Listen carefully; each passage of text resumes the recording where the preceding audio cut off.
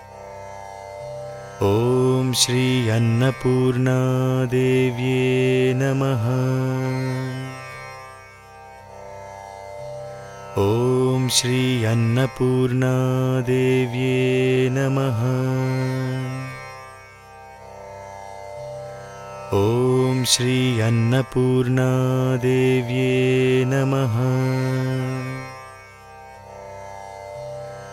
ॐ श्री अन्नपूर्णादेव्ये नमः। ॐ श्री अन्नपूर्णादेव्ये नमः। ॐ श्री अन्नपूर्णादेव्ये नमः। ॐ श्री अन्नपूर्णादेव्ये नमः। ॐ श्री अन्नपूर्णादेव्ये नमः। ॐ श्री अन्नपूर्णादेव्ये नमः। ॐ श्री अन्नपूर्णादेव्ये नमः। ॐ श्री अन्नपूर्णादेव्ये नमः। ॐ श्री अन्नपूर्णादेव्ये नमः।